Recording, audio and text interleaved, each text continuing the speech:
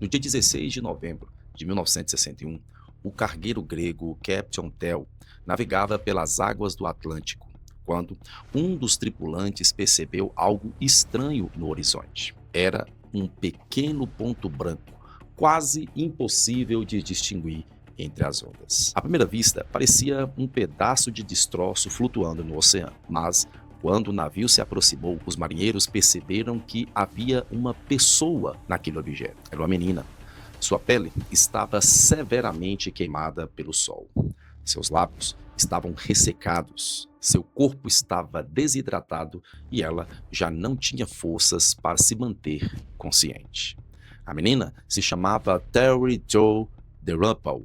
Ela tinha apenas 11 anos e estava sozinha no oceano havia aproximadamente 82 horas, sem comida, sem água e sem proteção contra o sol. Mas o mais assustador não era apenas a forma como aquela criança havia conseguido sobreviver, era o que tinha acontecido antes dela chegar ali. Terry era uma das passageiras do Bluebell, um veleiro que havia desaparecido misteriosamente durante uma viagem pelos Bahamas. O capitão da embarcação havia sido encontrado e afirmado que todos os outros passageiros estavam mortos. Segundo ele, um terrível acidente havia destruído o barco.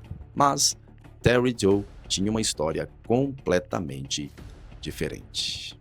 O que aconteceu naquela noite no Bluebell? Por que uma viagem do sonho se transformou em um massacre? E como uma menina de 11 anos conseguiu sobreviver sozinha no oceano? Hoje você conhecerá essa história por completo, o massacre de Bluebell. Mas antes, quero pedir a você que deixe o seu like, se inscreva em nosso canal, porque isso ajuda demais a nós continuarmos contando histórias como essa para você. Então, deixe seu like, se inscreva, porque está no ar mais um episódio de True Crime aqui no Ensaio Investigativo.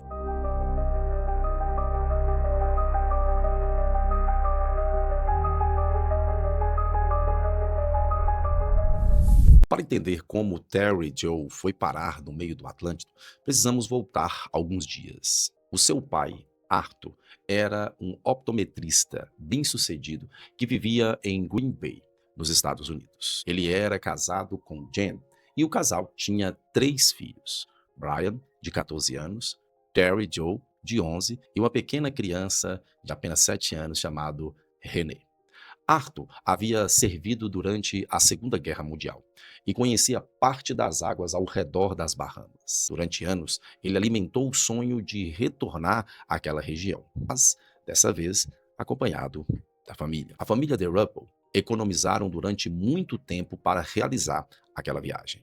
A ideia era passar aproximadamente uma semana navegando em águas quentes, visitando ilhas, mergulhando e aproveitando o clima tropical longe do frio intenso em Wisconsin. Caso a família se adaptasse bem à vida no mar, Arthur cogitava realizar viagens ainda maiores no futuro.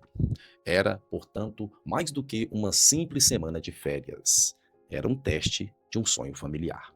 No início de novembro de 1961, os The Ruppels chegaram à Flórida e alugaram o Bluebell, um veleiro de aproximadamente 18 metros, equipado com 2 mastros. Para comandar a embarcação, contrataram o capitão Julian Harvey, um experiente marinheiro de 44 anos. Harvey havia servido como piloto durante a Segunda Guerra Mundial e também durante a Guerra na Coreia. Sua experiência militar e marítima transmitia para a família grande segurança. Acompanhando-o estava sua esposa, a Mary Dane Harvey, de 34 anos. Eles estavam casados havia poucos meses e Mary trabalhava como cozinheira durante a viagem. Ao todo, 8 pessoas embarcaram no Bluebell. À tarde do dia 8 de novembro, o veleiro deixou o Fort Lauderdale em direção às Bahamas. Durante os dias seguintes, tudo parecia perfeito. A família passou por lugares como Bimini e Sandalport. As crianças nadaram, mergulharam e compraram lembranças, tudo na maior felicidade. Para a família, aquela era exatamente a experiência que eles haviam imaginado.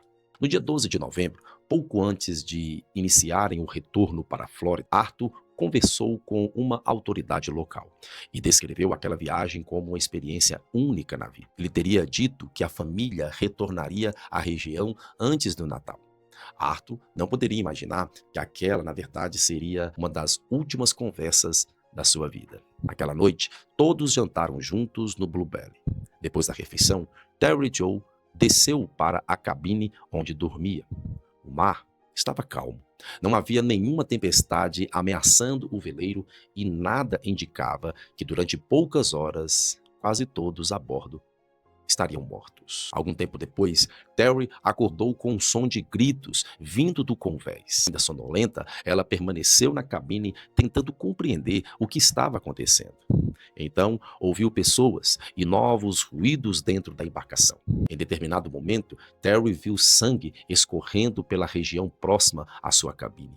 Assustada, ela decidiu sair. Ao chegar a uma das áreas internas do barco, encontrou a mãe e o irmão Brian caídos. Ambos estavam mortos. Terry também teria visto Julia se movimentando pelo veleiro. Segundo o relato que ela apresentaria posteriormente, o capitão estava armado. Os dois chegaram a se olhar. Por alguns instantes, Harvey ficou diante da única integrante da família que aparentemente estava viva. Mas, em vez de atacá-la, ele retornou para o convés. Logo depois, Terry ouviu sons de marteladas ou pancadas vinda de outra parte da embarcação. Ela voltou para a cabine, tentando permanecer escondida. Contudo, pouco tempo depois, percebeu que havia água entrando no local. O Bluebell estava afundando. Terry foi obrigada a retornar ao convés. Lá, encontrou Harvey, próximo a um pequeno bote que flutuava ao lado do veleiro. O capitão perguntou se o bote havia se soltado. Terry respondeu que não havia. Harvey, então, mandou que a menina segurasse uma corda presa à pequena embarcação enquanto ele buscava alguma coisa. Terry tentou obedecer, mas a corda escapou da sua mão. Quando Harvey voltou e percebeu que o bote estava se afastando, ele mergulhou no oceano e nadou em sua direção. O capitão não voltou para buscar Terry. Ele deixou a menina sozinha no convés de um barco que estava desaparecendo sob as águas. A essa altura, Terry precisava tomar uma decisão rapidamente. Presa ao Bluebell, havia uma pequena boia de cortiça. Não era um bote completo, possuía pouca sustentação e praticamente nenhuma proteção, mas era a única possibilidade de sobrevivência. Terry conseguiu soltar a boia, lançou-se no mar e pulou nas águas. Depois, nadou até conseguir subir. Pouco tempo depois, o Bluebell desapareceu por completo no oceano. Naquela imensidão escura, Terry Joe percebeu que estava completamente sozinha. Ela não tinha comida, água, remos, sinalizadores ou qualquer forma de comunicação. Sua boia era tão pequena que ela precisava permanecer sentada, praticamente na mesma posição, enquanto era carregada pelas correntes marítimas. Durante o primeiro dia, Terry ainda acreditava que seria encontrada rapidamente. Mas as horas passaram. O sol queimava a sua pele. A água salgada atingia constantemente seu corpo. Sua boca começou a ficar completamente seca e a desidratação foi retirando a sua força e o seu ânimo. Ao anoitecer, a temperatura caiu e Terry ficou exposta ao frio, à escuridão e ao movimento das ondas. Ela não sabia onde estava. Também não sabia se alguém estava procurando por ela. Em alguns momentos, a embarcação e aeronaves teriam passado pela região sem perceber aquela pequena boia branca misturadas às ondas. Terry não tinha força suficiente para nadar em direção a lugar algum. Tudo que podia fazer era permanecer sobre a boia e esperar. Enquanto estava à deriva, ela orava para ser encontrada. Um dia passou, depois outro e mais outro. Terry começou a ficar desorientada. Sua pele estava coberta por queimaduras e seu corpo já não conseguia suportar muito tempo. Enquanto a menina lutava para sobreviver, Julia Harvey já havia sido resgatada. No dia seguinte, ao desaparecimento do Bluebell, um navio petroleiro encontrou Harvey em um bote de salva-vidas. Com ele estava o corpo de Renee, a irmã de Terry de apenas 7 anos. Harvey contou uma história trágica. Segundo o capitão, durante a noite, uma tempestade repentina atingiu o Blue Bell. Os fortes ventos teriam derrubado os mastros, danificado o casco e provocado um incêndio. Haver afirmou que tentou salvar os passageiros, mas que a situação havia saído do controle. Disse também que encontrou a René flutuando na água e tentou reanimá-la, mas não conseguiu. Para todos os efeitos, Julian Haver era o único sobrevivente de uma terrível tragédia marítima. Não havia barco para ser examinado, não havia outros sobreviventes para contradizê-lo. E os corpos de Mary Haver, Arthur, Jane e Brian não haviam sido reencontrados. A versão do capitão poderia ter se tornado a única história conhecida sobre o fim do Blue Bell. Na manhã do dia 16 de novembro, depois de aproximadamente 3 dias e meio à deriva, Terry Joe foi avistada pela tripulação do Captain Tell. Um dos homens conseguiu perceber um pequeno ponto branco entre as ondas. Quando se aproximaram, encontraram a menina quase inconsciente. Terry foi retirada da boia e levada para dentro do navio.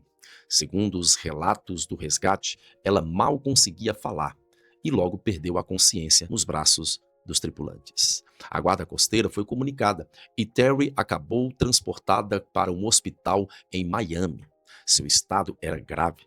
Ela estava severamente desidratada, queimada pelo sol e sofria os efeitos de uma longa exposição ao mar. Durante algum tempo, Terry não teve condições de explicar o que havia acontecido, mas a simples notícia de sua sobrevivência já mudava completamente o caso. Dia 17 de novembro, Julian Haver estava sendo novamente interrogado pelas autoridades. Durante a conversa, ele foi informado de que Terry Joe havia sido encontrada viva e que seu estado de saúde estava melhorando. Segundo relatos, sua primeira reação foi exclamar: "Meu Deus!" Logo depois, tentou demonstrar alegria pela notícia. Naquele mesmo dia, Haver pediu para deixar temporariamente o interrogatório. Disse que estava cansado e que precisava conversar com a família de sua esposa. O pedido foi autorizado. Haver deixou o local, dirigiu até um motel e registrou-se utilizando um nome falso. Pouco tempo depois, foi encontrado morto no banheiro do quarto. Antes de tirar a própria vida, ele escreveu uma carta.